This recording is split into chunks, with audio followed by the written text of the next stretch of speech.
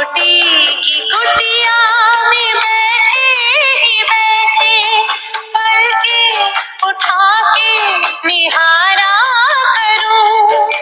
बाबा मेरे मन के मंदिर में तुमको, बाबा मेरे मन के मंदिर में तुमको बिठा के मिलन में मनाया करूं। ओम शांति। कल आप सभी सुने होंगे, कल हम लक्ष्मी नारायण का चित्र में कुछ सुनाए थे। आज आप सभी को हम आत्मा के बारे में कुछ सुनाना चाहते हैं। आत्मा क्या चीज है और वो रहती कहाँ है, और आत्मा क्या करती है, कैसे शरीर में अपना कार्य कर रही है, सभी आप सबको हम बताएंगे आज। आत्मा हमारी एक चैतन्य शक्ति है और आत्मा भ्रिकुटी के बीच में रहती है। भ्रिकुटी के बीच में, यहाँ पर भ्रिकुटी के बीच में रहती है और यहीं से पूरा शरीर को चलाती है। मुख द्वारा आत्मा बोलती है, कानों द्वारा सुनती है, आंख द्वारा देखती है, हाथों द्वारा कर्म करती है। हर चीज आत्मा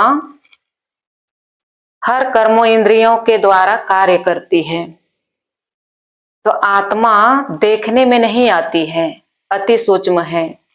इस चित्र में आप सभी देख रहे हैं ना, ये आत्मा के बारे में दिखाया गया है ना। जब आत्मा है ये शरीर में तो कितना सुंदर है ये शरीर दिखाई दे रहे हैं।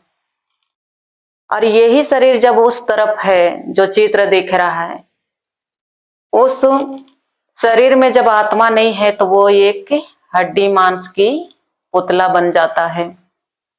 और वो देखने में कैसे दिखाई दे रहा है, और इसको देखिए, देखने में ये कितना सुंदर है। तो इस तरह के आत्मा शरीर में जब प्रवेश करती है तो आत्मा और शरीर दोनों मिलके कार्य करती है। और वही आत्मा जब शरीर से निकल जाती है तो शरीर कोई काम के नहीं रह जाता, क्योंकि शरीर बिना आत्मा कुछ कर नहीं सकती और आत्मा बिना शरीर कुछ नहीं कर सकती। दोनों का बैलेंस चाहिए। तो आज देखिए आप सभी को आत्मा क्या क्या क्या करती है, कैसे चलती है, आत्मा क्या चीज है, उसको हम कैसे अनुभव कर सकते, ये आपको बता रहे हैं। आत्मा में 3 शक्ति होती है। यहाँ पर आप सबको दिख रहा होगा, मन, बुद्धि और संस्कार ना, तीनों दिखाई दे रहा है। मन है, बुद्धि है और संस्कार है, ये तीनों आत्मा का शक्ति है। मन द्वारा आत्मा विचार करती है, बुद्धि द्वारा निर्णय करती है और संस्कार द्वारा आत्मा धारण करती है। मन और बुद्धि दोनों कार्य करके जो कार्य करती है उसको संस्कार धारण करती है और ले जाती है। इसलिए कहते हैं कौन जन्म का इसका संस्कार है, ये कोई ना कोई जन्म में अच्छा कर्म किया होगा, अच्छा संस्कार लेके आया है, ऐसे कहते हैं। या गलत भी संस्कार ले आते हैं तो भी कहते हैं कौन जन्म में ऐसा कैसा कर्म किया था जो ऐसे संस्कार लेके आया है, ऐसे कहते हैं। तो आज देखिए संस्कार के बारे में हम थोड़ा सा आप सबको छोटा सा कहानी बताना चाहते हैं कि आज देखिए मन और बुद्धि दोनों मिलके कर्म करती है, वो संस्कार बनके चले जाता है। तो आज जैसे मन और बुद्धि, मन जो है विचार करती है, बुद्धि निर्णय लेती है। कहते हैं मन विचार करती है एक बार में 90 बार। तो यहाँ पर आप सबको जो संस्कार के लिए छोटा सा हम कहानी सुनाते हैं आप सबको कि ये जो मन बुद्धि दोनों मिलके कार्य करती है तो उसके लिए संस्कार बनता है। बोलते हैं संस्कार उसी से बनता है, हमारी कर्मों से, और वो संस्कार लेके जाती है। तो इसमें एक कहानी आप सबको सुनाते हैं कि एक राजा था जिनका 4 रानियां थे। और वो राजा वो रानियों को बहुत ही चाहते थे। जो छोटी रानी थी, जो रानी अपने साथ में रहती थी, रखते थे, एनी टाइम जब से वो राजा लेके आए, तब से वो एक सेकेंड उनको अलग नहीं करते थे। जहां भी जाते थे वहां लेके जाते थे, उनको सेकंड भर अलग नहीं करते थे, बहुत प्यार करते थे उनको। उसके बाद दूसरे रानी को कहीं कहीं लेके जाते थे, पार्टियों सब में लेके जाते थे। फिर और तीसरी रानी थे उनकी, उनको भी और जब कहीं पार्टियों में जाते थे तो कहीं लेके जाते थे। इस तरीके से वो अपना रानियों को बहुत ही मानते थे और चाहते थे। और जो चौथी रानी को कभी नहीं पूछते थे, उनको एक बार भी वो झांकते तक नहीं थे कि वो कैसे रही, क्या कर रही है, क्या खा रही है, क्या पी रही है, ये सारी चीज उनको ध्यान नहीं रहता था। तो ऐसे चलता था उनका कार्य, और वो चारों रानियां उनका थे।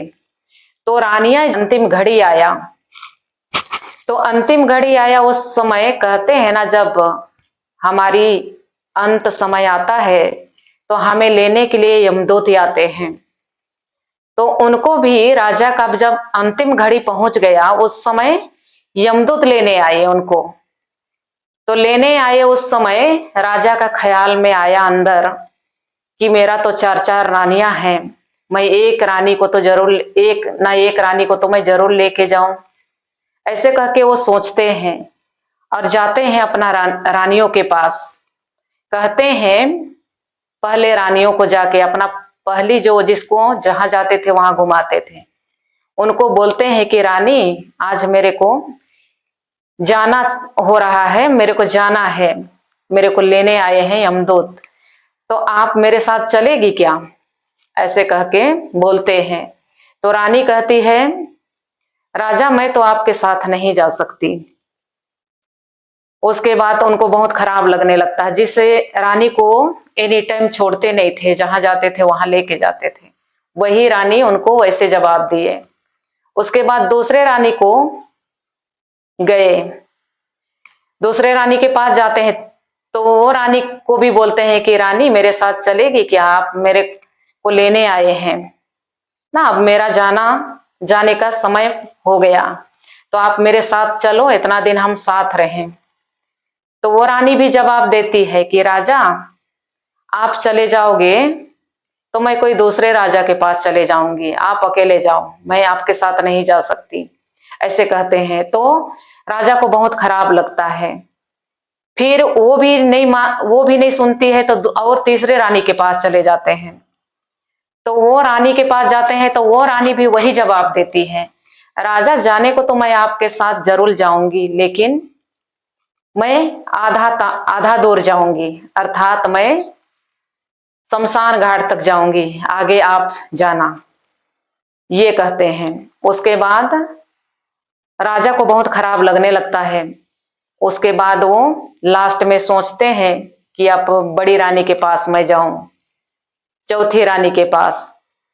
तो वो रानी के पास जाने के लिए राजा को सोचना पड़ता है, क्योंकि उनको कभी पूछे नहीं थे।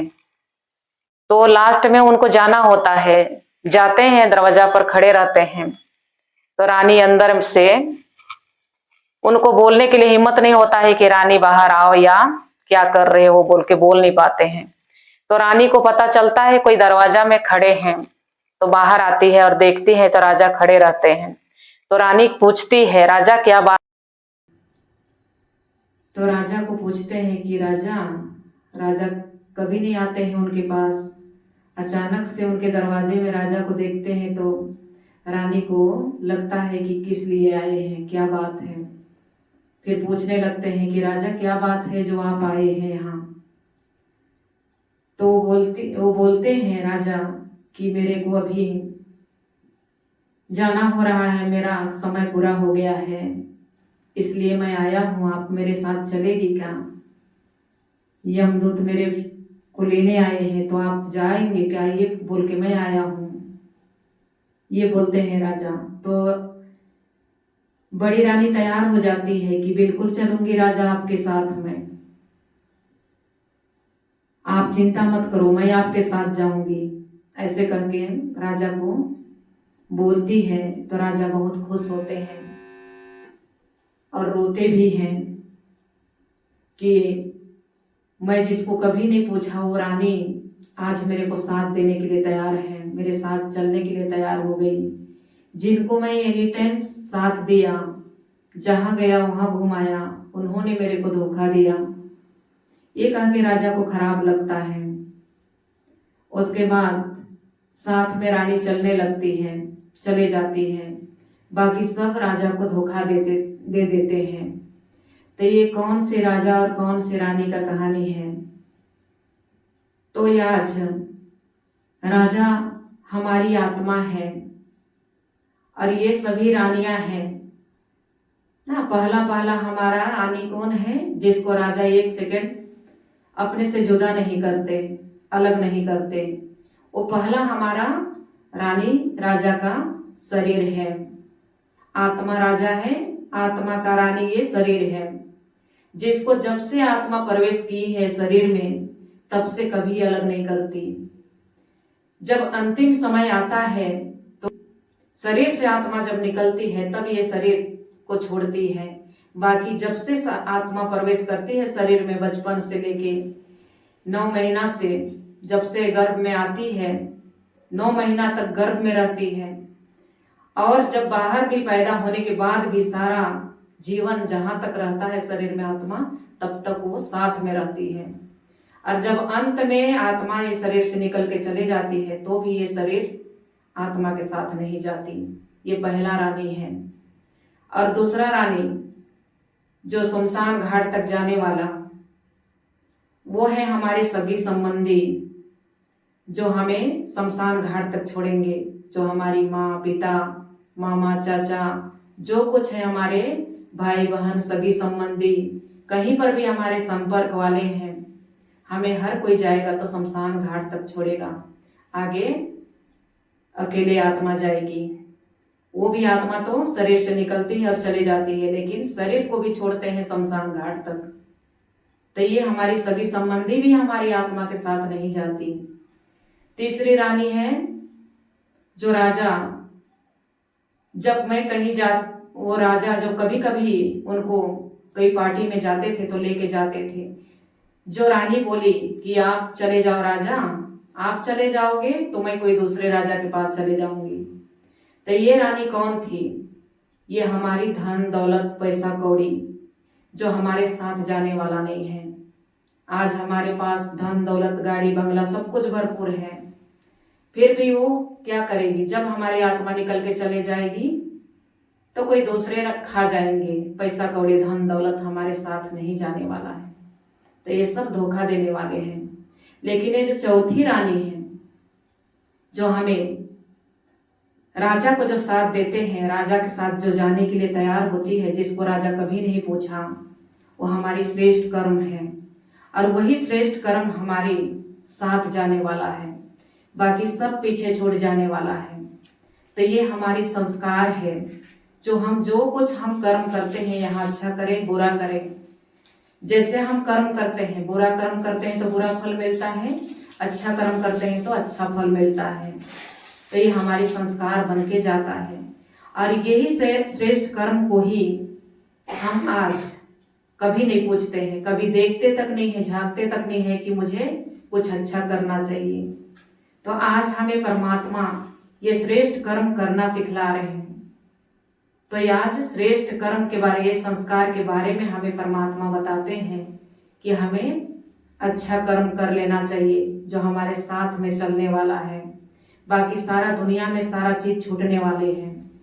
तो इस तरह के हमारी आत्मा के बारे में परमात्मा हमें पहचान देते हैं।